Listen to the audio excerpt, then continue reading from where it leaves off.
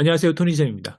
이번 시간은 학교에 대한 이야기는 조금 이따 하고요. 일단 가장 중요한 지금 고3 재수생들이 어떤 입시 전략을 갖고 있고 어떤 성향으로 지금 입시를 맞이하고 있는지, 어떻게 지원을 하려고 하는지에 대해서 조금 이야기를 해볼게요. 제가 뭐 올해도 뭐 예년처럼 십수년간, 뭐 15년 가까이 동안 늘 고3 재수생들을 상대하면서 이제 2월에 개강을 해서 지금 쭉 오고 있거든요. 그러면은 학생들의 공통적인 성향이 보여요. 특히 문과 학생들의 성향, 이과 학생들의 성향, 뭐 문이과가 통합은 되었다고 하지만 학생들끼리는 아직까지도 문과, 이과가 명확하게 갈려 있거든요. 그래서 문과 학생들의, 이과 학생들의 성향, 기본 성향에 대해서 조금 한번 이야기를 해보자고요. 가장 중요한 거는 뭐 아시다시피 중요한 거라 그럴까? 그냥 이거는 확실해요. 우리 학교 입결에 대해서는 정말 민감합니다. 이게 어느 정도 민감하냐면요. 근데 이거 밑에 까지 써야 돼요. 중위권 학생인 경우는 아니고 중상위권 학생들이 더 민감해요. 그러니까 어느 정도 민감하냐면 뭐 중위권 대표적으로 뭐 건동홍 라인도 아니죠. 그 밑으로 내려와갖고 뭐 가천대, 가톨릭대부터 해서 국민대, 뭐 생명대, 명지대 요런 라인까지 더 내려오잖아요. 그래서 뭐 인천대부터 시작해서 다 내려오면은 이게 수도권이냐 서울이냐부터 시작해서 그 서울 안에서도 예를 들어서 보세요. 인문계 같은 경우 캠퍼스가 명지대 같은 경우 인문대 캠퍼스가 저 서대문구에 있는데 되게 작거든요. 그리고 상명대는 좀 더 위에 있죠. 근데 어떤 학교가 만약 두 개를 비교했을 때 어떤 학교가 더 괜찮은 학교인지 알겠어요? 아니면 입결이 어느 게 더 높은지 아시겠어요? 그런 거 우리 일반적인 분들은 모르거든요. 뭐 심지어 학생들도 몰라요. 그 입결표를 봐야지 안단 말이에요. 근데 그 입결표를 보고 나서 만약 이 학교가 이 학교보다 단 한 단계라도 요만큼이라도 높잖아요. 우리 입결을 나중에 계산할 때 보면 이제 소수점 단위로 계산하는데 서로 이렇게 누적으로 해갖고 이렇게 비교할 때 요만큼이라도 높으면은 학생들은 절대 그거에서 손해 보려고 하지 않습니다. 내 모든 거를 다 버려서라도 반드시 입결이 조금이라도 높은 데 가야지 본인이 만족을 해요. 그게 학과를 내가 원하던 학과를 버릴 수 있다? 예, 버릴 수 있습니다. 버립니다. 자기 뭐 적성 이런 거 버릴 수 있다? 예, 버려요. 마지막에 학교를 선택할 때 그런 것들보다는 그 입결 하나에 목숨을 겁니다. 요새 학생들은 그거는 확실히 공통점이 있어요.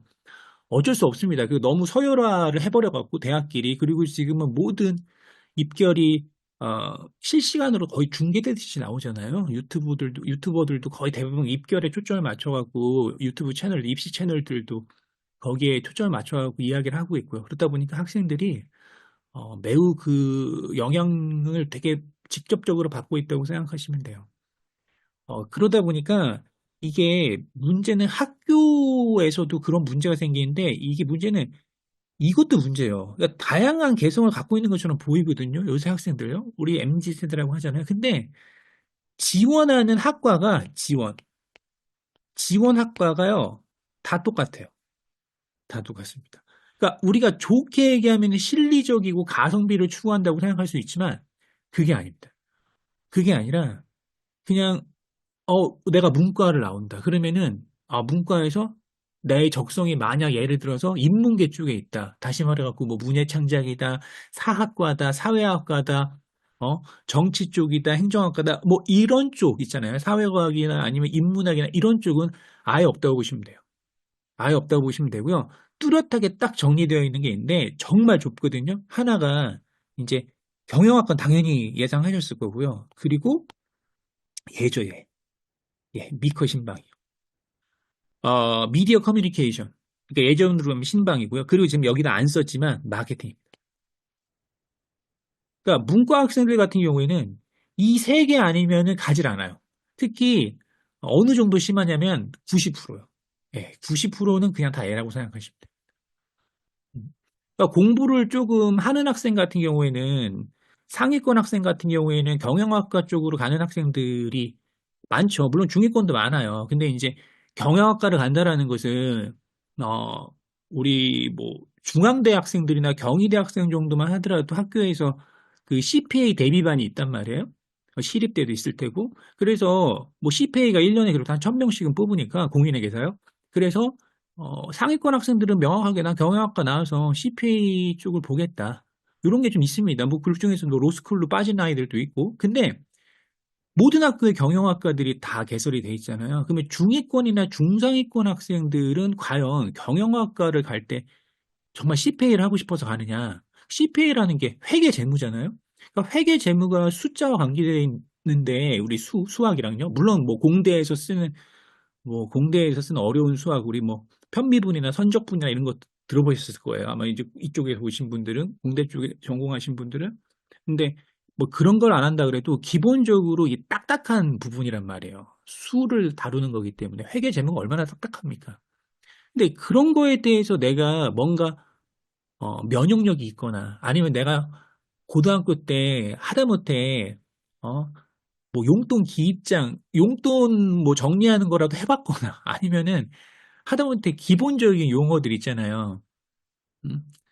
그런 뭐 채권이나 환율이나 뭐 주식이나 이런 거에 대해서 아예 배운 적도 없고 관심도 없습니다. 여학생들 대부분 다 보면은 그런 거에는 관심이 없어요. 뭐 신문을 매일 경제면을 읽는 아이도 없고 사회탐구 과학이 9과목 중에서 한 과목이 경제잖아요. 근데 경제가 가장 선택 비율이 낮단 말이에요. 그만큼 이 경제 쪽으로는 여학생들이 별로 안 좋아합니다. 어. 근데도 불구하고 대거 여기를 지원해요. 정말 많이 지원합니다. 그러니까 이게 적성이라고 부르기에는 도대체 이해가 잘 안 되는 부분이 너무 많아요. 그렇다고 보통 CPA가 아무리 못해도 최소 2, 3년 이상 공부를 해야 되잖아요. 그 딱딱한 공부를 그 좁은 문을 뚫고 가기 위해서 경영학과를 간다? 그거라고 보기는 되게 어렵거든요. 그러니까 이게 어, 지원하는 학과는 다 똑같은데 그 왜 지원하냐에 대해서 왜에 대해서 물어봤을 때 답을 못해요, 학생들이. 너 왜 여기를 지원하냐? 그냥 엄마 아빠가 경영학과 취업 잘 된대. 20년 전에도 그렇고 30년 전에도 그렇고 늘 경영학과는 취업이 잘 된대. 그러니까 그냥 일로 아무 생각이 없는 거죠. 네. 그러니까 경영학과 가고 회계 재무만 쏙 빼놓고 이제 듣기 시작하는 거예요. 어려운 거 다 빼놓고 그러니까 우리가 흔히 얘기하는 뭐 인사와 관련되고 뭐 그 마케팅, 인사, 마케팅, 뭐 행동, 뭐 조직론, 뭐 국제 경영 이런 거 있잖아요. 아주 소프트한 거, 말랑말랑한 것들 그런 교양 과목 위주의 과목만 다 듣는다. 그러다 보니까 이게 전혀 경쟁력이 나올 수가 없습니다. 제가 경영학과 나오는 친구들, 뭐, 저는 이제 아시다시피, 뭐, 제 채널을 조금이라도 보신 분들은 아시겠지만, 저는 고3 재수생 영어 말고도 그 편입, 공무원 영어, 이런 거, 대학생들을 상대로 하는 영어를 굉장히 오래 했잖아요. 그러다 보니까, 이렇게 뭔가 잘못 진로를 설정해갖고 자기가 생각하는 거랑 너무 다른 거죠. 그리고 사회가 너무 녹록지 않고 기회가 별로 없고 그러다 보니까 이렇게 편입 공무원 쪽으로 빠지는 학생들을 이렇게 보면은 이런 학생들 굉장히 많이 만난다고요, 제가.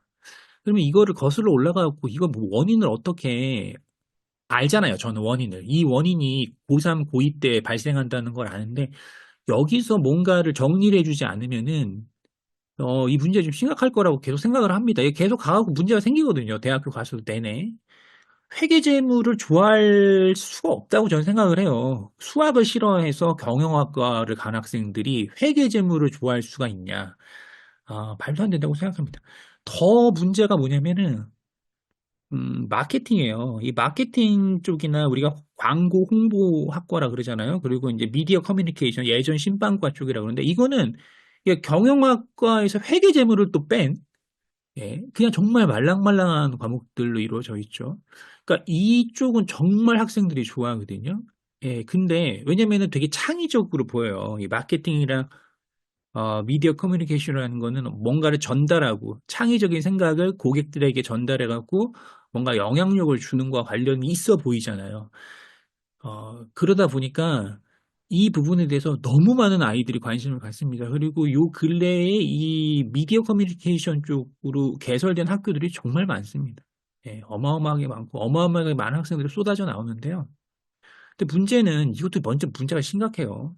뭐가 문제가 심각하냐면 그 우리의 관점에서 그러니까 광고를 하고 홍보를 하는 관점에서 생각해서 내가 어떤 콘텐츠를 잘 만들고 어떻게 PR을 해갖고 어떻게 내가 갖고 있는 생각을 창의적으로 전달하냐. 우리는 이렇게 생각을 한단 말이에요. 광고 홍보 아니면은 이 미디어 커뮤니케이션 쪽을요. 근데 그렇지 않거든요. 지금 요새 보면은 그렇게 안 되잖아요. 이 들어보겠어요? 이거 이런 거 CX, 뭐 PX, 그리고 뭐 UX, 뭐 하다못해 DX 이런 거 X가 들어간 이런 용어들 들어보셨습니까? 여기서 이 X가 다 experience의 약자로 쓴 거거든요. 그러니까 이게 C 같은 경우는 커스터머 소비자고 유저 그 사용자고요. P는 당연히 프로덕트겠죠. 그리고 이제 이거는 이제 뭐 디지털 인포메이션, 디지털 트랜스포메이션, 디지털 익스체인지라고 해서 디지털로 다 변환되는 얘기거든요. 우리 삼성전자도 이제 DX 부분이 있죠. LG전자도 마찬가지고요. 근데 제가 말씀드리는 거는 이게 모든 그런 광고, 마케팅 이런 쪽은 전부 다 소비자 중심으로 변했습니다. 뭐 당연히 소비자 중심 아니냐? 아니요. 소비자의 데이터를 여러 데이터를 이용해서 소비자와 관계된 여러 행동, 소비자가 어떤 행동을 하고 뭘 하는지에 대해서 그 여러 데이터들이 다 쌓이잖아요. 그 데이터를 분석하는 쪽으로 다 바뀌고 있어요. 분석. 그러니까 빅데이터라고 하잖아요. 음? 데이터를 분석해서 처리해서 어떻게 내가 소비자에게 더 가깝고 확실하게 다가갈 수 있냐. 전부 다 이 데이터 분석, 데이터 사이언스, 이 빅데이터 분석으로 다 바뀌었단 말이에요. 그러다 보니까 그 여학생들이 특히 여학생들 마케팅은 다 여학생들이니까요. 이 디지털 미디어 커뮤니케이션 이런 쪽은요. 와갖고 자기가 생각하는 거랑 전혀 다르다고 생각해야 되는데 이게 전혀 인식을 못합니다. 그러니까 한마디로 컴퓨터란 말이에요. 빅데이터, 인공지능 프로그램 다루는 거 전부 다 컴퓨터예요. 그래서 예전처럼 뭐 광고와 개론이나 뭐 홍보와 개론이나 뭐 우리 PR 여러 가지 PR 기법이나 뭐 여러 가지 PR 사례들 연구하고 뭐 이런 것도 하죠. 뭐 콘텐츠도 제작해요. 근데 그런 게 아니라 일단 데이터를 다룰 줄 알아야 됩니다. 데이터. 이 마케팅이 됐건 디지털 커뮤니케이션, 미디어 커뮤니케이션이 됐건 반드시 데이터를 다룰 줄 알아야 돼요. 이게 저는 이제 취업이랑 연결 안 할래 안 할 수가 없거든요. 왜냐면 음, 너무나 많은 학생들이 이 3학년 때, 2학년 때부터 고민하죠. 3학년, 4학년 때 이 취업과 관련돼서 너무 고민을 많이 하거든요. 그러다 보니까 이제 편히 공무원으로 이제 오죠. 그러니까 저는 그런 학생들을 너무 많이 이제 상담을 하는데, 그 고3 재수생 상담이 제일 많죠. 근데 이런 학생들 상담도 굉장히 많단 말이에요. 그러면은 이 학생들이 보면은 뭐 예를 들어서 이거 볼까요? 이런 거지, 이런 거. 아, 이런 거 한번 보실까요? 이런 거죠. 이게 지금 갖고 왔는데요. 이런 건 이제 접한단 말이에요. 이게 뭐냐면 그 광고 쪽으로 제일 유명한 회사는 뭐 유명하다고 해야 될까요? 광고 대행사 쪽으로 제일 유명한 회사는 이제 제일기획이죠. 네, 제일기획. 예, 그래갖고 이제 이태원 이렇게 가다 보면 제일기획 예쁜 건물이 있어요. 이태원 지나다가 보면 본사요. 그래서 제일기획이 이제 이쪽으로는 제일 유명한데 이거 보니까 올해 공고를 냈더라고요. 채용 공고를. 그래서 보니까 이제 뭐 채용 공고가 여러 개 있는데 나머지 뭐는 다 정말 관련 없고요. 마케팅 하나 대학생들이랑 졸업생들이랑 보통 마케팅 전략이나 이 두 개 한번 갖고 왔어요. 플랫폼 기획지 이런 것들이 이제 대학생들이 원하는 직무일 텐데 이 보면은 이런 대표하는 이 마케팅과 관련된 이런 기업들에서 원하는 이 수행 업무를 보시면은 이게 전부 다 보면은 이 CS 여기도 CS가 보이잖아요. 커스터머 익스피리언스와 관련된 솔루션을 기획하고 그다음에 이런 거 뭐 소비자 행동 분석 뭐 진단 이거 전부 다 마찬가지입니다. 소비자의 데이터를 분석해야 되는 거거든요. 그래서 이제 비즈니스를 개발하는 건데 문제는 중요한 게 있어요. 전공 무관이라는 거. 아무나 들어와도 돼요. 예. 상관없어요. 내가 마케팅을 전공했건, 뭐, 미디어를 전공했던, 상관없어요. 전공 무관이에요. 이 플랫폼 기획직 같은 경우, 이 플랫폼이 붙었잖아요. 그러면 이제 머리가 더 복잡해지는 거예요. 이 플랫폼은 다 인공지능과 관련된, 다시 말해서 어떤 내가 뭔가를 이게 데이터를 전달하고 받고 할 때 그 플랫폼이잖아요. 그러니까 이거는 전부 다 기본적으로 컴퓨터 프로그램을 기반으로 한단 말이에요. 어? 그러니까 이게 보시면은 그러니까 디지털 플랫폼 웹 모바일 운영 이게 보면은 소셜 컨텐츠 제작 뭐 신규 제품 런칭 웹 모바일 이벤트 예쁘긴 한데 말은 중요한 건 지원 자격이 이게 지금 전산 컴퓨터입니다. 이게 마케팅 쪽이 아니에요. 그러니까 마케팅이나 아니면은 미디어 쪽을 전문으로 이렇게 모집 전공으로 뽑는 그런 회사가 있냐? 없습니다. 예? 대규모로 뭔가 이 대규모로 마케팅을 하는 대표적인 회사들이 이런 건 이제 광고 대행사라고 할 수 있지만 제2기업 같은 경우는 그럼 대규모로 마케팅을 하는 대표적인 큰 회사들이 뭐 KT나 아니면은 그 LG 같은 그런 뭐 SK 같은 저기 뭐 통신회사잖아요. 예, 그래서 요런 LG U 플러스 같은 이런 데도 보면은 이제 공채하는 걸 보잖아요. 그러면은 마케팅 좀 당연히 뽑죠. 근데 전부 다 컴퓨터와 관련된 그 데이터 사이언스와 관련된 이 빅데이터 분석과 관련된 사람을 뽑아요. 음. 그래서 제가 봤을 때는 학교에서 가르치는 그 여러 과목과 지금 사회, 기업에서 요구하는 그 인재랑 너무나 크게 갭이 벌어져 있지 않냐. 그러니까 이거 누가 다 이 부분에 대해서 고통을 받아야 되냐면 이거 학생들이 고통을 받아야 됩니다. 어? 그러니까 학생들 아무것도 모르거든요. 이게 진짜 정말 말랑말랑한 거라고 생각해요. 이게 되게 자기 창의적인 뭔가를 해갖고 내 걸 뭔가 표현해갖고 뭔가를 이제 광고하고 홍보한다고 생각하지 이런 생각하지 않습니다. 예. 뭐 아까 얘기했지만 경영학과 같은 경우는 이 독한 아이들 CPA를 CF 저기 뭐죠? CFA, CPA 이렇게 CPA 같이 공인회계사 준비하는 아이들 같은 이렇게 독해갖고 막 도서관에서 공부하는 아이들 이런 아이들이야 뭐 자기 길 잘 가죠. 아니면 로스쿨로 빠지던가. 근데 그게 아니고 이제 적당히 해서 가려고 하는 학생들 있잖아요.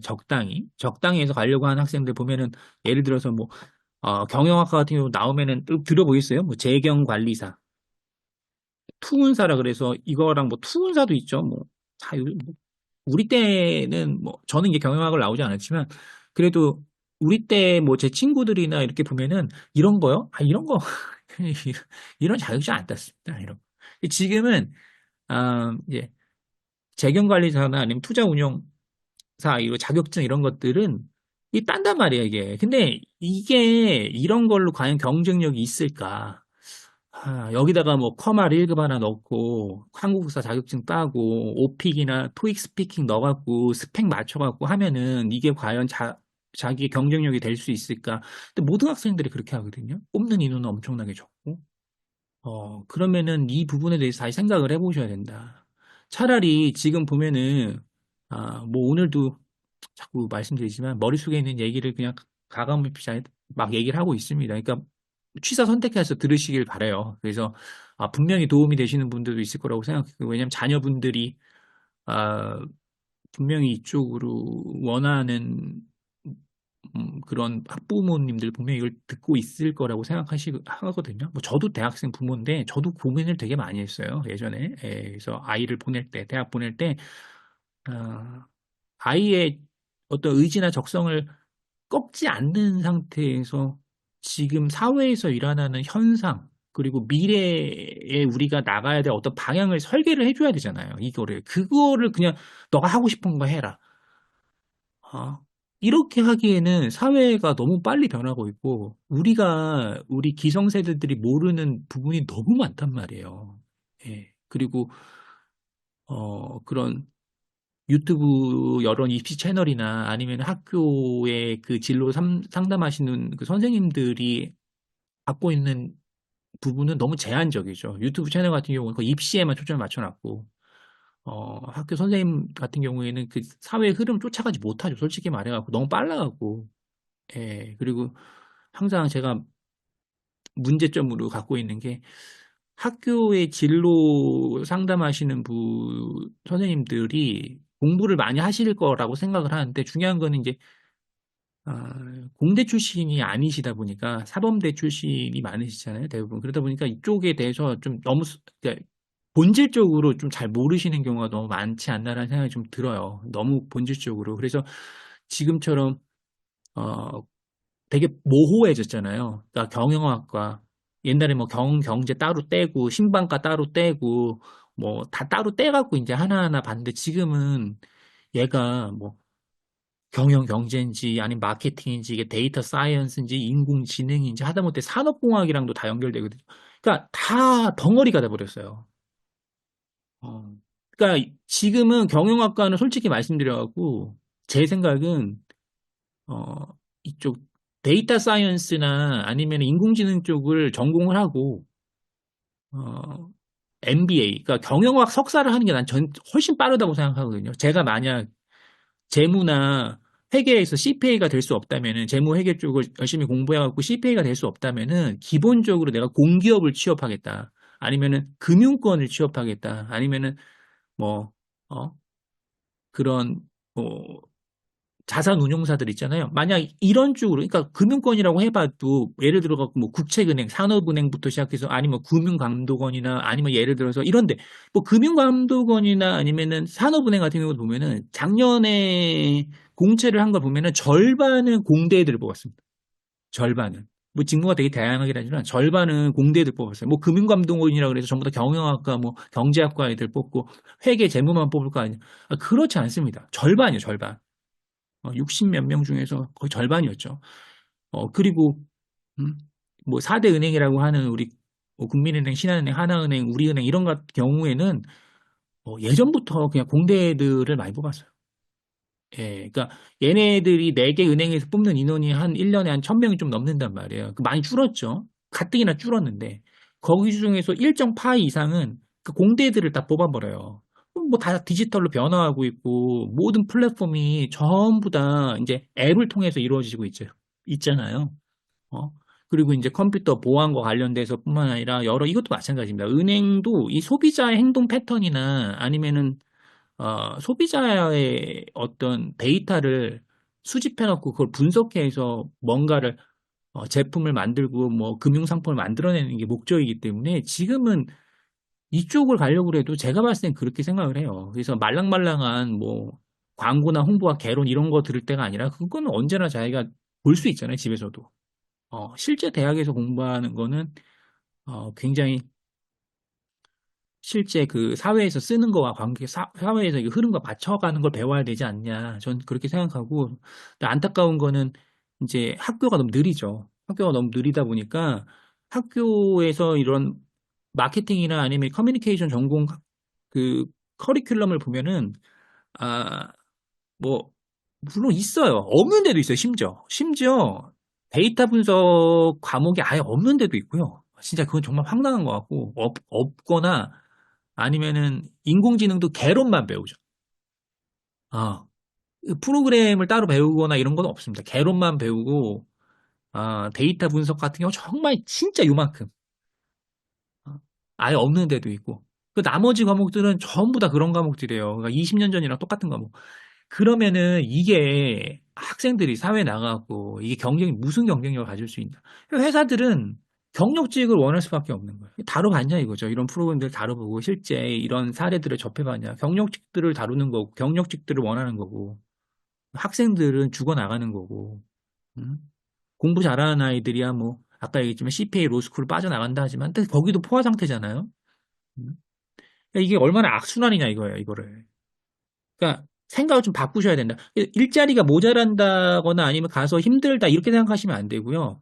그러니까 방향은 설정을 잘 하셔야 된단 말이에요. 방향 설정을. 나는 문과니까 경영학과 가고 난 마케팅 가고 난 이렇게 해서 예전처럼 금융권을 가거나 아니면 광고 대행사를 가고 이런 루트로 생각한다 그러면 너무 나이브하지 않나라는 생각이 좀 듭니다. 나머지는 이제 문과 학생들 먼저 얘기를 했는데요. 아무 데나죠. 아무 데나. 예. 근데 이게 애들이 굉장히 생각이 확고해요. 제가 이런 얘기를 가끔 해도 안 듣습니다. 전혀 들을 생각도 없고. 듣긴 듣죠. 그나마 저는 1년을 가르쳤으니까 들어요.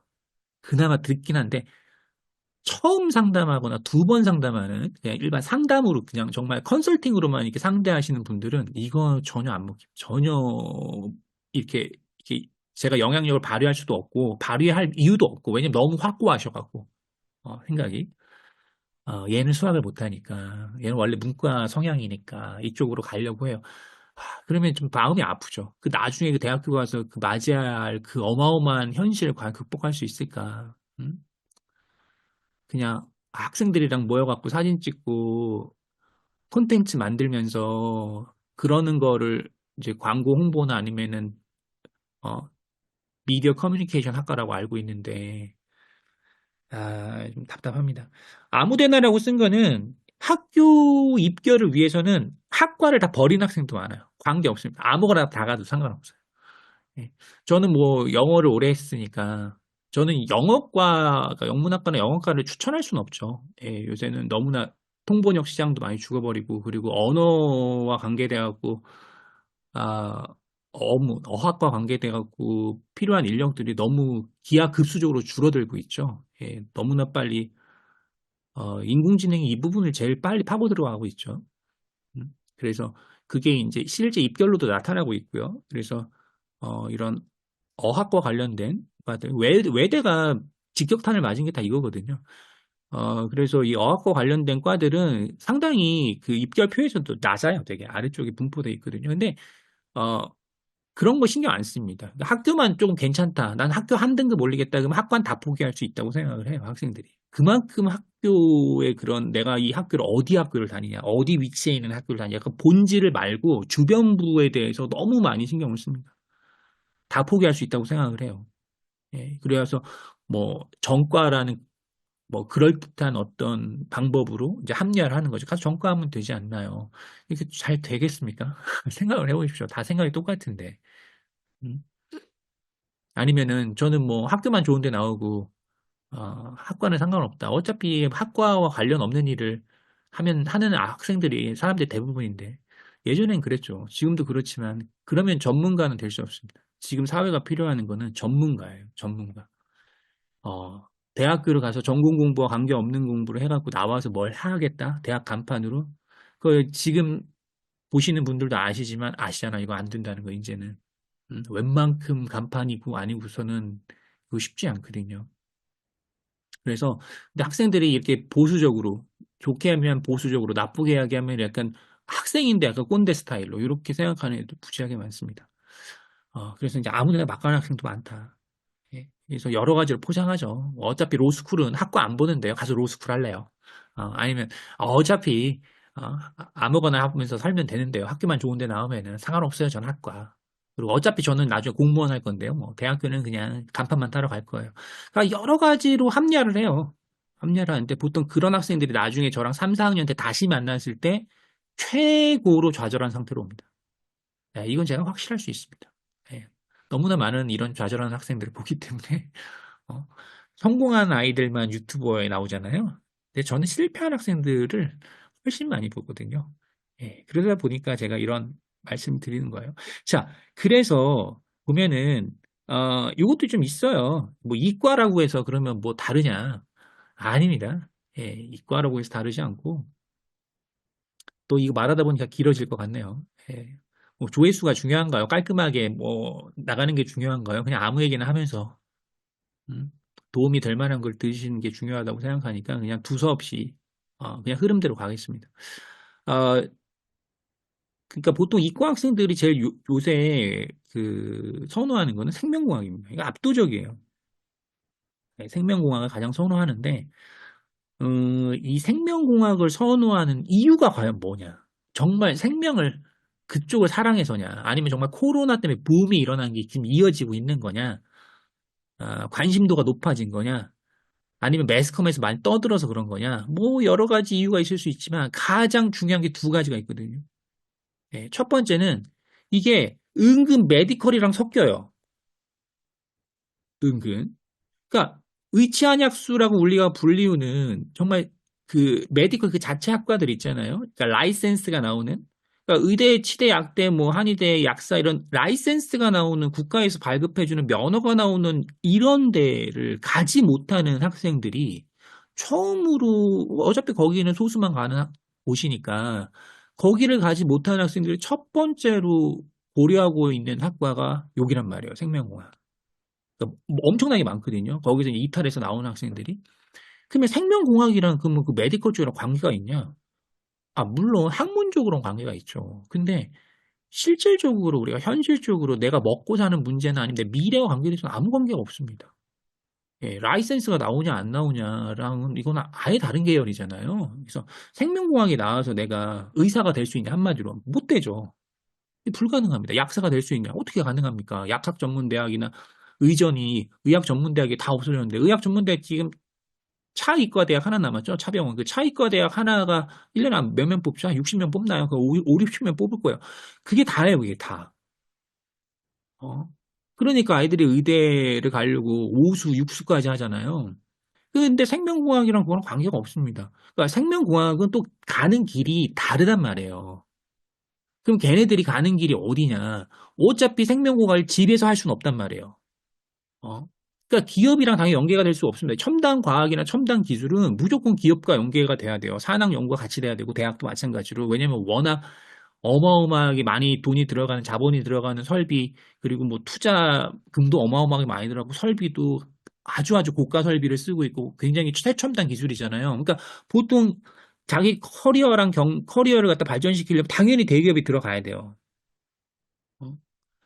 근데 우리나라 이 생명공학 대기업이라고 해봐야 이제 그 바이오 시밀러 그러니까 복제약품을 생산하는 시밀러 쪽이랑 그리고 그 삼성 바이오로직스처럼 위탁 생산하는 거 있잖아요. 예. 그러니까 위탁으로 다량으로 생산하는 삼성 바이오로직스나 아니면은 뭐 우리나라 대부분 뭐 마찬가지죠. SK 바이오사이언스 맞아. 요새 짓는 게 그건가요? 셀트리온은 뭐 시밀러랑 시밀러 쪽이긴 하지만 다 똑같아요. 위탁 생산이랑 비슷비슷하단 말이에요. 어. 그러면은 아니면은 이제 제약회사들이 있죠. 실제로 이제 뭐 약을 만들고 그러는 뭐 유한양이 제가 썼지만 그러니까 이런 쪽을 가야 되는데 문제는 뭐냐면은 이게 학생들이랑 생각하는 거랑 아주 많이 다릅니다. 여기도. 아마 이쪽에서 일하시는 분들은 아마 당연히 아실 거라고 생각하는데 어, 일단 이게 유한양의 이게 어디 거죠? 그죠? 셀트리온 있거든요. 예, 이게 셀트리온 밑에가 그 채용 공고란 말이에요. 그러면은 뭐 이거는 뭐 신경 쓰지 말자고 뭐 팀장 뭐 양리평가에 신경 쓰지 마는데 근데 여기 보면은 이제 제재 연구랑 분석 연구가 있단 말이에요. 그러니까 R&D죠. 그러니까 R&D를 원한단 말이에요, 학생들은. 어? 삼성 바이오로직스가 대부분 다 뽑는 인원들이 R&D가 없어요. 대부분 다 보면은 이제 생산, 관리, 설비 뭐 이쪽이란 말이에요. 왜냐하면 공장을 돌리는 회사이기 때문에 대량으로. 실제 R&D 쪽, 바이오 에피스 쪽이 R&D를 좀 다루긴 하지만 R&D 회사긴 할 수 있지만 그래도 되게 조금 뽑는단 말이에요. 그러니까 보통 수십 명 단위로 뽑아요. 그러면은 삼성전자가 이제 수천 명 단위로 뽑는데, 근데 제가 말씀드리는 거는, 그러니까 모든 생명공학과나 생명과학 나오는 아이들이 원하는 거는 R&D란 말이에요. R&D, Research and Development, 연구 개발이죠. 근데 이쪽에서 연구 개발 쪽으로 가려고 그러면은 이 보시면은 이 필수 사항을 보십시오. 필수 사항. 이게 신입은요. 제가 늘 말씀드리지만 석사 이상 학위 소지자예요. 이거 학사 안 뽑습니다. 얘네만 그런 게 아니에요. 일단 석사를 뽑지 않아요. 석사 이상을 뽑아요. 박사급을 다 뽑는다고. 석박사급을. 어. 그리고 지금 신입을 뽑지만 항상 경력이 같이 붙어 있죠. 유관 경력 7년 이상. 이게 지금 신입이 학사 아이들을 뚫고 들어갈 수 있는 이게 될 것 같냐 이거죠. 이게. 어? 거기다 가장 문제는 뭐냐면은 우대사항에다가 이걸 이렇게 써놓으면 안 되죠. 사실 이 우대사항에다 박사학위, 약사, 면허 소지자를 써놓으면은 이 무슨 수로 생명공학 아이들이 이게 경쟁을 합니까? 네. 마찬가지예요. 이 우대사항에다가 박사학위나 약사 면허 소지자를 해보려면은 이거 어떻게 이렇게 경쟁을 해요? 예. 그러니까 중요한 거는 이 이과 같은 경우에도 이렇게 해서 이 메디컬 쪽에서 빠져나와갖고 생명공학을 하는 아이들의 숫자가 너무 많은데 이 학생들에 대해서 정확하게 정보를 전달하지 않는다는 거예요. 예, 그냥 되게 어렴풋이 앞으로 생명공학이 발전할 거야. 그리고, 그거 맞아요. 맞는데, 당장 우리 딸, 우리 아이가 사회에 나가서 정착을 할 때쯤 됐을 때 그게 되겠냔 말이에요, 이게. 근데 저는 별로 지금 상황으로 봤을 때는 지금은 아닌 것 같아요. 좀 더 있어야 되지 않나. 굉장히 모험이라고 저는 생각을 하는데, 모르겠습니다. 제 판단이 틀릴 수도 있지만, 일단은 제 제자들이나 제가 가르쳤던 아이들이 이제 사회에 나가서 이쪽으로 빠져나가는 걸 보면은, 아직은 되게 힘들다. 예, 매우 매우 힘들다라는 걸 제가 알 수 있을 것 같고요. 그리고 가장 중요한 거는 이게 물리예요, 물리. 예, 항상 문제가 물리입니다. 음? 그러니까 물리를 하지 않는단 말이에요, 고등학교 때. 그러니까 물리가 가장 기본 과목인데 물리를 하지 않다 보니까 아이들이 우리 과학탐구의 8과목 중에서 이제 투 과목이라고 해서 이 과목, 네 과목은 버려버리고 이제 나머지 네 과목에서요. 물리화학, 지구과학, 생명과학에서 지구과학, 생명과학 혹은 생명과학, 화학도 요새 안 해요. 지구과학, 생명과학이나 아니면 아, 생명과학이랑 화학을 하죠. 그러니까 생명은 다 들어갑니다. 거의 애들이 다 해요. 근데 물리는요, 하긴 하는데 정말 안 합니다. 여학생들은 물리 진짜 아예 안 해요. 남학생들도 거의 안 하고. 왜요? 어려우니까. 그리고 시간이 많이 걸리거든요, 물리는. 그러다 보니까 앞으로 더 심해졌고, 올해 같은 경우는 뭐 과탐이랑 사탐이랑 교차 지원이 가능하기 때문에 뭐 가산점 해봐야 요만큼밖에 안 되거든요. 그러니까 점점 더 심해질 거라고 생각하고, 물론 2028학년도부터 교과 과정이 바뀌긴 하거든요, 통합과학으로. 근데 뭐 그래도 어찌됐든 문제는 물리에 대해서 아무 생각이 아예 안 한다. 그럼 무슨 현상이 일어나냐? 물리를 피해갈 수 있는, 내가 이과를 간다 그래도 물리를 피해갈 수 있는 데가 가야 되거든요. 왜냐면 싫거든. 그러면 이제 이게 생명밖에 없어요. 생명공학밖에. 만약 최첨단 쪽으로 그러니까 첨단 과학이나 첨단 기술 쪽으로 내가 눈을 높였을 때 우리가 보통 보면은 이제 인공지능이랑 근데 인공지능이 먼저 나오면 안 되죠. 우리나라는 반도체가 먼저 나와야 돼요.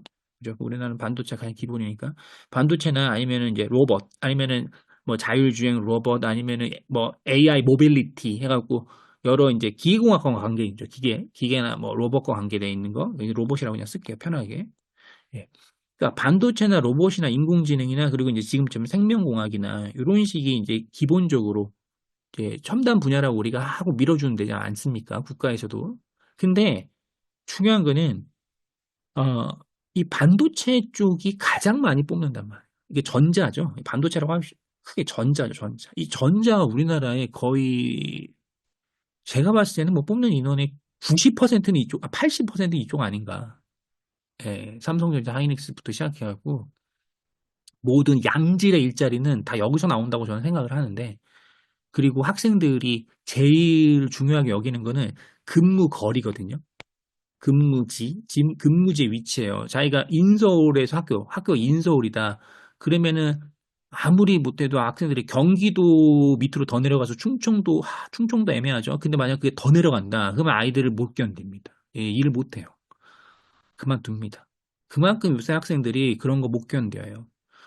그래서 자기가 살아온 환경이랑 비슷한 곳에서 가능한 한 이 도시 인프라를 저기 뭐죠?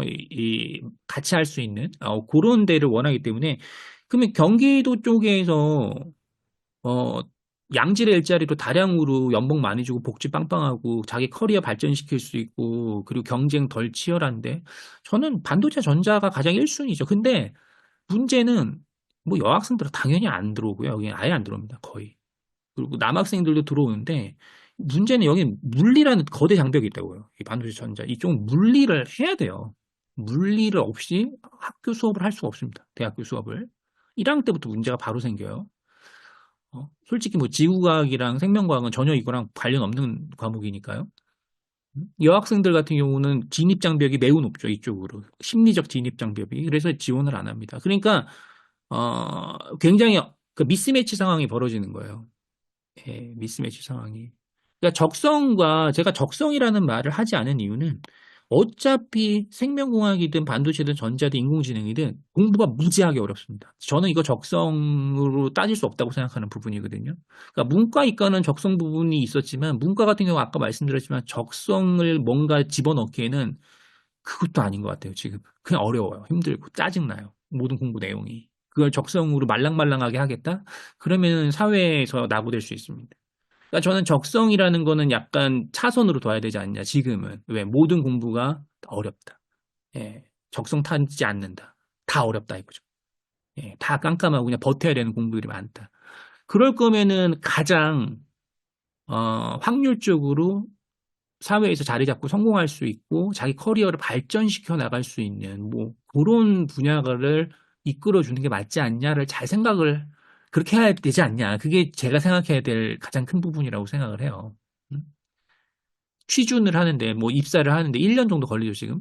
졸업을 하고 1년 동안 입사하느라고 원서 쓰고 좌절하고 그런 학생도 있는 반면에 뭐 4학년 때 여전히 미리 모든 취업이 결정되고 아니면 취업을 할까 아니면 공부를 더 해서 대학원 석박사를 할까 이런 걸 선택하는 아주 생산적으로 생각을 하는 학생들도 무지하게 많거든요. 근데 걔네 둘이 그 걔네 두 학생이 봤을 때 머리가 지적 능력이 차이가 있냐? 아니요, 그렇지 않아요. 그럼 한 사람은 게으르냐? 아니요, 그렇지 않아요. 다 열심히 합니다. 예, 다만 방향이 잘못됐죠. 처음에 방향을 잘못 껴나갖고 그게 누가 잘못을 했을까요? 그 잘못을. 학생들은 별로 죄가 없습니다. 학생들은 그냥 엄마 아빠가 어렸을 때부터 중학교, 고등학교 때부터 학원 보내고 그 온실 안에서 자랐잖아요. 학생들은 아직 어리거든요. 음? 근데 그런 학생들이 나중에 대학교 가고 엄마 아빠들이 계속 케어해 줄 수 없지 않습니까? 왜 엄마 아빠 모르잖아요. 주변 사람들 모르거든요. 사회가 얼마나 빨리 발전하고 변화하고 있는지에 대해서. 그럼 걔네들이 결국 그 학생들이 그 황량한 사막에 혼자 내버려지는 거랑 마찬가지라고 저는 생각합니다. 예. 그러니까 너무 많이 좌절을 하는 거예요. 너무 많이 포기하고 뭐 그런 뉴스야 너무 많이 보였을 거라고 생각하고 그래서 그래서 제가 말씀드리고 싶은 거는 요건 뭐 요거는 요 라인은 이제 유한양일 거예요. 유한양의 위에 건 셀트리온이었고요. 여기도 보면은 임상 전략, 임상 운영 뭐 이렇게 나왔는데 짜증납니다. 석사학위 이상. 음. 그러니까 엄청 스펙이 뭐 고스펙을 원해요. 정말 고스펙.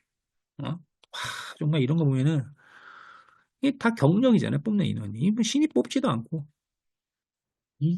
이게 말이 되나, 이게. 이런 식으로 해갖고 학생들이 이게 과연 될 수 있나. 뭘 할 수가 있을까라는 생각이 좀 드네요. 자, 그래서, 어, 다음을 보시면은, 여기죠. 예, 여기. 다음은 넘어왔는데, 제가. 그러니까 뭐, 신소재도 할 얘기가 정말 많죠. 얘기 하루 종일 해야 된다, 얘기할. 남학생들 같은 경우는 또 이 반도체 쪽이나 전자 쪽은 또 입결이 높단 말이에요. 이 반도체가 계약학과가 많잖아요. 연대, 고대, 한양대, 성균관대 뭐 다 계약학과가 있죠. 근데 그 카이스트 같은 경우에 반도체 계약학과가 얼마죠? 100명인가요? 200명인가요? 굉장히 많습니다.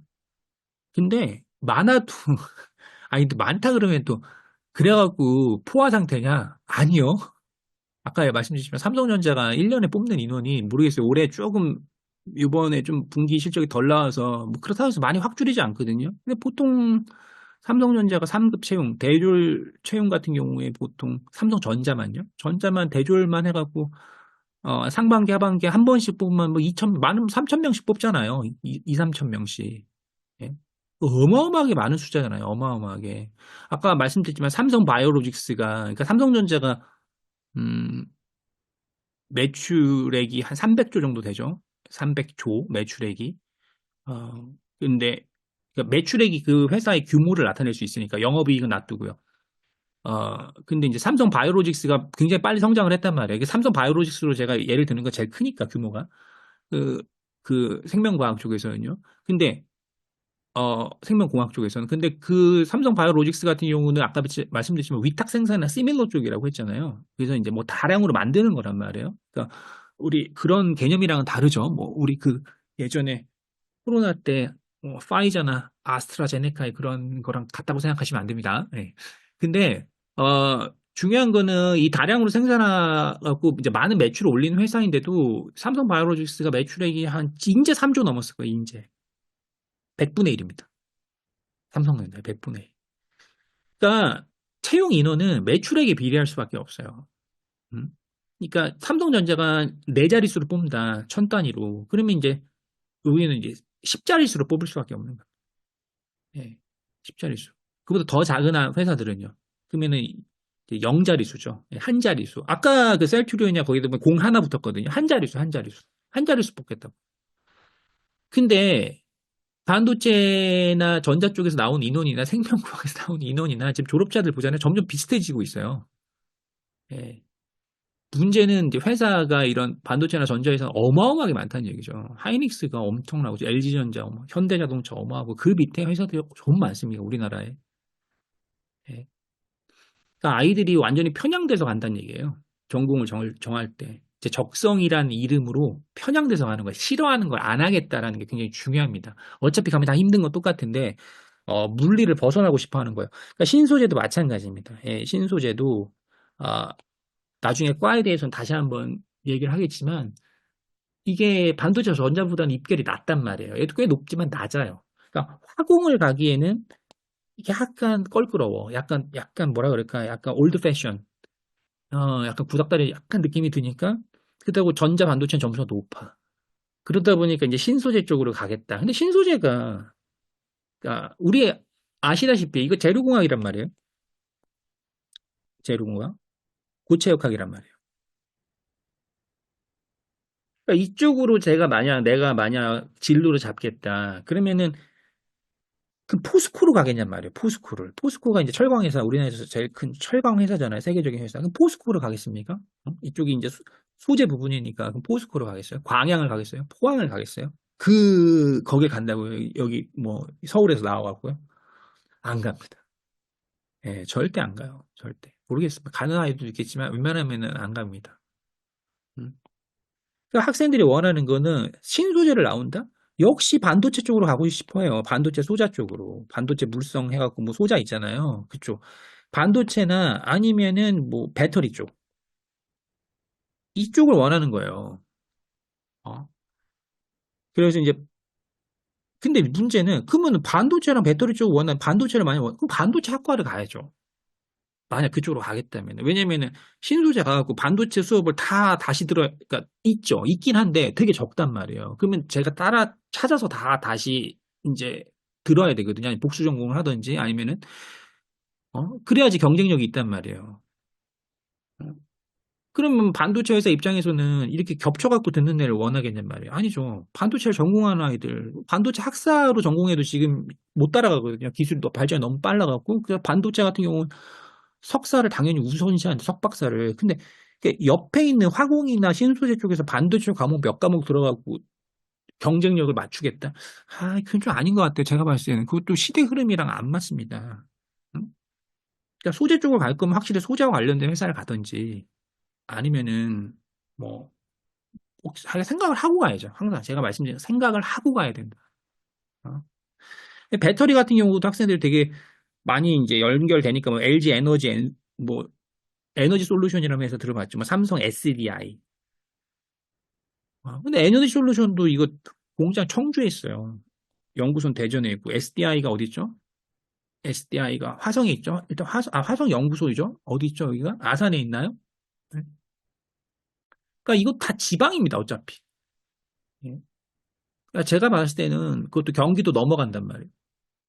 그러니까 경기도에서 내가 근무를 최소한 할지 이런 것까지 다 생각을 하고 공대 같은 경우에는 어떤 과목을 공부할지 그래서 어떻게 내 커리어를 만들어 갈지를 그 석박사 할지까지 생각하고 해야지 그냥 입결만 해갖고 그렇게 하면 안 된다.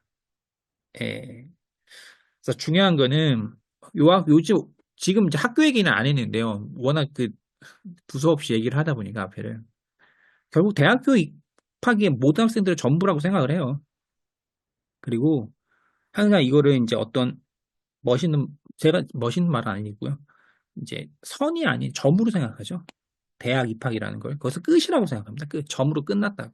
선이라는 건 연결이잖아요. 컨티넘에, 우리 영어로 하면 컨티넘, 연속체라고 생각을 안 해요. 그러니까 어떤 대학에 들어간다는 거를, 어, 그, 그쵸. 예, 스텝스톤 같이, 그러니까 디딤돌로, 이걸 대학을 디딤돌로 해서 앞으로 나아가겠다. 이런 커리어를 만들겠다. 이런 게 아니라 난 대학교 가면 끝이야. 어? 그러니까 나는 대학교만 잘 가면 어느 정도 잘 가면은 그러면 나한테 손을 벌려줄 거야 누군가가 이렇게 생각을 하는 게 너무너무 심해졌다 너무너무 그래서 이제 항상 본질을 놓치는 게 문제죠 본인을 생각해야 되는데 본인 근데 이제 주변을 생각을 하는 거예요 주변이 나를 어떻게 바라볼까 그리고 본인이 항상 본인입니다 본인의 커리어를 생각하셔야 돼요 그래서 이런 게 이제 이런 걸 왔다 그러면은 어떻게 되냐 나중에 알게 돼요 예. 알게 됩니다. 뭐 제가 이런 걸 괜히 이런 부분을 알게 됐겠어요. 이런 현실을. 너무 많은 학생들을 만나다 보니까 알게 됐죠, 저도. 예, 고3 만날 때랑 재수생 상담할 때랑 대학교 2학년, 3학년 상담할 때랑 대학교 4학년 상담할 때랑 완전 다른데요. 예. 학생들은 나이가 뭐 해봐야 1, 2년 차이밖에 안 난다고 하지만 아이들 생각은 이미 그냥 너무 고통을 많이 받는다. 근데 그때는 도와주는 사람이 없죠. 아까 말씀드렸지만 사막 한가운데 놓여 있는 학교에서도 안 도와줘요. 그 학교가 제가 학교 얘기할 거거든요. 학교가 무책임한 학교들이 있습니다. 이 학생들을 나몰라한 학교들이 있어요. 그리고 학생들을 케어하는 학교들이 있고 그게 입결수는 아니에요. 예, 그 입결수는 아니고 물론 좋은 학교가 좀 더 케어해주죠. 근데 이제 중상위권 학교만 하더라도 그냥 나몰라라는 학교도 많습니다. 그냥 취업은 너 문제지 내 문제는 아니야. 이런 학교들도 무지하게 많습니다. 그리고 뭐 이런 말도 안 되는 논리 있잖아요. 대학이 취업 때문에 온 거야? 대학은 학문을 배우러 온 거야. 정말 그렇게 생각하시나요? 정말 무책임하죠. 예, 정말 무책임한 발언입니다. 경제적 독립이 이루어지지 않고선 뭘 할 수 있을까에 대해서 근본적인 것부터 생각을 해야 되는데 경제적 독립이 이루어지지 않고 지금 요새 학생들이 살아갈 수 있다고요? 그렇게 안 키우셨잖아요. 키우실 때부터. 어? 그렇게 안 키우셔놓고 지금 와서 그렇게 이상적인 문제로 음? 취업이 다야? 뭐 이런 식으로 해갖고 저도 취업이라는 말 하기가 되게 너무 현실적이라서 그렇지만 저는 그래 취업이란 말보다는 커리어를 연장시킬 수 있고 발전시킬 수 있냐에 따라서 그 커리어를 발전시킬 수 있는 거는 결국 기업과 예, 그러니까 기업이나 사회에 내가 진출한다는 거는 기업에 속할 수밖에 없습니다. 그게 어떤 종류의 기업이건 어떤 형태, 타입의 기업이건 간에 그 연결고리가 잘 되도록 만들어줄 수 있는 학교가 중요하다. 그래야지 본인이 나중에 선택을 할 수 있게 된다. 학생이 본인이 나중에 사회에 나가서 공부를 더 할지, 창업을 할지, 계속 다닐지, 뭘 할지. 근데 선택권도 안 주는 학교를 다니면 안 되죠. 예? 아무 선택권도 없이. 어? 자, 그래서 중요한 거는 이 대입병이라 그러잖아요. 이 대입병, 대산병도 마찬가지인데요. 정말 순간 대학교 2학년 병이에요. 중2병이 아니라. 그래서 지금 대입병이 나왔는데 지금 신문 기사를 제가 발췌를 해봤습니다. 예, 그래서 쭉 보시면은 중요한 거는 이거예요. 주변 어른들이 주- 답을 스스로 찾기도 주변 어른들의 양모리에 몰려 일단 성적에 맞춰 대학을 선택하고 그제야 진로를 고민하기에 찾아온 혼돈과 고민하고 봐올 것이다. 그러면 이제 이게 어른 책임이냐? 아닙니다. 아이들 책임도 엄청나요. 아이들도 잘못된 생각을 갖고 있고 본인의 생각에 대해서 검증을 안 합니다. 아까 말씀드렸지만 그냥 마케팅 경영 이런 쪽에 대해서 너무 환상을 갖고 있어요. 제가 가지 말라라는 말씀이 아니에요. 준비를 하고 가야 된다는 얘기예요. 준비를 하고. 20년 전 생각이랑 그렇게 해갖고 하면 안 된다고 얘기를 하는 거죠. 음. 그래서 나중에 막상 현실과 맞췄을 때 어마어마한 문제가 생기는 거예요. 그러니까 이제 정신과 치료하는 학생들은 무지하게 많고 음. 원망과 분노를 인터뷰에서 쏟아냈다고 하지 않습니까? 이거 누가 책임질 건가요? 어? 이것도 또 기사 하나거든요. 이 고학년으로 올라갈수록 학업 부담, 그러니까 전문적인 공부가 되다 보니까 엄청 힘들거든요. 이 고등학교 공부랑 또 차원이 달라요. 어마어마하게 힘든 공부란 말이에요. 근데 그 어마어마한 공부를 해도 따라갈 동 말동인데 나 혼자 말랑말랑한 공부를 하고 있다. 그게 경쟁력이 있겠습니까? 어. 그러다 보니까 쓸데없는 스펙을 쌓는단 말이에요. 스펙이 좀 도움이 되는 스펙이어야 되는데 예. 데이터 전문가를 원하고 인공지능 프로그램을 돌릴 수 있는 사람이 필요로 한데 컴퓨터 활용 능력이나 한국사를 따봐야 그게 무슨 의미가 있겠냔 말이에요. 이게 모든 사람들이 다 똑같은 길로 가다 보니까 학생들이 그런 어처구니 없는 선택을 하는 거죠. 예, 그게 정말 도움이 되겠습니까? 기본 스펙이라고요? 생각을 잘 해보십시오. 예, 생각을 해보시고 이게 결국 2학년생이 이렇게 얘기하잖아요. 뭐가 제일 중요한지도 모르겠고, 결국에 아무것도 안 하게 되는, 정말 무기력의 상태. 저는 이런 학생들을 정말 무지하게 많이 보거든요. 어. 엄마는 이해를 못 하는 거예요, 아빠는. 도대체 멀쩡하게 학교 보내놨더니 얘는 왜 이러나? 왜 방황을 하나? 어? 그래서 결론입니다. 예, 그래서 이 부분에 대해서는, 그래서, 학교 얘기는 다음 시간에 해야겠다. 너무 오래 했죠, 지금. 혼자 계속 떠들어대고. 학생들은 정말 단순해요. 사회가 당연히 나에게 손을 벌려줄 거라고 생각합니다. 오퍼를 줄 거라고 생각해요. 나에게. 나는 이 정도 대학 나왔어. 나는 이 정도로 똑똑해. 나는 창의적이야. 그러니까 당연히 사회가 나에게 오퍼, 손을 내밀어 줄 거야. 그리고 가장 중요한 것 중에 하나가 인서울 학교 붐이 계속 이어지고 있는데, 학교를 어디서 다니냐보다 더 중요한 거는 학교는 4년이잖아요. 내가 어디서 정착을 해서, 응? 어디에서 근무를 하고, 정주 여건, 그러니까 생활을 어디서 하게 되냐 이거죠. 한마디로 내가 어디 기반을 놓고 생활하게 되냐. 내가 한마디로 서울 사람이 될 거냐, 앞으로 계속. 아니면 경기 사람이 될 거냐. 응? 그래서 중요한 거는, 어, 그 뒤를 꼭 보셔야 된다. 예, 서울에서 일하는데 여수로 내려가서 이제 뭐 제가 화학공학과를 비난하는 것도 아니고 비판하는 것도 아니고 그런 사례들을 워낙 많이 보니까 제가 어? 그 화학공학과를 나와서 예를 들어서 뭐 여수에 가서 우리 뭐 GS 칼텍스나 여러 가지 정유 회사들이 있잖아요. 그러면은 갔단 말이에요. 예를 들어서 그러면은 과연 견딜 수 있을까? 학생들이 그 대기업이고 돈 많이 주잖아요. 그러면은 견딜 수 있을까? 근데 그 부분에 대해서 생각을 해보셔야 된다. 우리 어른들은 반드시 학생들은 모르니까 힘들다. 굉장히 힘들고 그러다 보니까 그쪽 주변에서 현지 채용을 할 수밖에 없다. 그쪽 회사들도 애들이 퇴사율이 너무 많으니까. 음. 그래서 학교를 인서울에서 나오는 것보다 더 중요한 거는 이 서울에서 계속 살아야 할 거 아닙니까? 만약 인서울을 그렇게 고집했다고 하면 예, 결혼도 여기서 해야 되고. 그래서 중요한 거는 인서울 대학이 인서울 근무라고 착각하는 학생들이 너무 많다. 예, 그렇지 않습니다. 예, 그렇지 않고요. 이거는 정말 많이 생각을 해보셔야 돼요. 이 부분은. 예, 나중에 또 이 부분에 대해서 또 얘기를 길게 해보겠습니다. 그래서 정말 마지막에, 이게 마지막에 원인은, 그럼 이 모든 원인은 학생들도 당연히 중요한 거지만, 이제 중교병 주변에서 부모, 아니면 주변 사람, 옆집 아줌마, 옆집 아저씨, 삼촌, 예, 다들 이제 한마디씩 하고 싶죠, 주변에서 아이에게. 이 아이가 이제 대학 입시가 철이 다가오면. 근데 이 분들의 나쁘게 얘기하면 무지함이에요. 예, 나쁘게 얘기하면 무지함이고, 좀 좋게 얘기하면은 고집이라고 할까요? 옛날 고정관념, 예, 여기에 갇혀 있는 거죠. 예, 그러니까 이제 이 시대 흐름을 전혀 이해하지 못하고 있죠. 특히 시대 흐름이나 시대 흐름의 변화를 전혀 이해하지 못하고 있습니다. 굉장히 마음 아파요. 그러니까 그래서 이제 공부를 잘하는 학생들은 여기서 그냥 완전히 빠져나가는 거야. 시대 흐름이고 뭐고 물론 나중에 어떻게 될지 모르겠지만 일단 지금은 괜찮잖아요. 그래서 이제 라이센스를 아까 따는 의대, 치대, 한의대, 약대로 이제 가는 거죠. 예? 그래서 나는 여기서 벗어날래. 이런 인공지능이군 뭔가 난 필요 없어. 나는 그냥 일단 의사 할 거야. 그러니까 이게 몰리다 보니까 이제 그게 몰리는 거죠, 계속. 어. 그 상위권 학생들 말고 중위권이나 중상위권 학생들 정말 공부를 많이 해야 되거든요. 이 자기의 미래에 대해서 주변 분들도 마찬가지지만. 근데 이 분들이 너무 안일하게 생각하거나 아니면 그 상위권 학생들을 그냥 쫓아가려고 한단 말이에요. 길이 다른데. 예. 어, 이 생각을 해보셔야 됩니다. 그래서 적성이라는 거, 적성 중요하죠. 하지만 적성보다 더 중요한 거는 지금 배우는 과목 내용이 너무 어렵다는 얘기예요. 적성을 벗어나 버리는 거예요. 벗어나 버리는.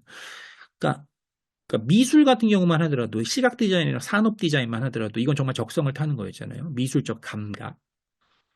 근데 지금 시각 디자인, 산업 디자인 쪽 채용 공고를 보면은 그러니까 미술 전공하는 애들 뽑는 거 채용 공고를 보면 똑같이 뭐 UX, UI라 그래서 이게 뭐 소비자의 경험이나 이제 소비자 인터페이스와 관계된 그러니까 역시 인공지능 프로그램 다룰 줄 알아야 돼요. 예. 자기의 창의성과 포토샵 좀 쓸 수 있고 이런 거가 아니고요. 뭐 그림 그리는 역량 물론 중요하긴 하지만 그보다 훨씬 더 중요해지는 것은 어떤 고급화된 전문 기술에 대해서 얼마나 적응력이 있냐. 그러면은 적응보다 뭔가 더 중요한 게 계속 생기고 있고 그걸 강요하는 거예요, 지금 사회가. 예, 이 부분에서 꼭 제가 말씀드리고 싶습니다. 그리고 그 학생들이 절대 좌절하지 않도록 계속 격려해 주셔야 돼요. 실패할 수는 있어도 좌절을 너무 빨리 해요. 이게 너무 미스매치가 심하다 보니까. 결국 좌절하지 않도록 옆에서 계속 봐줘야 된다. 어느 정도 학생이 가치관이 형성되고 사회에 나갈 준비가 될 때까지는 헬리콥터 맘이 되라는 얘기도 아니고, 마마보이가 만들려고 하는 것도 아니고요. 그게 아니라 그만큼 세상이 개인을 집어삼킬 만한, 그럴 만한 시대가 오고 있다. 왔죠, 이미?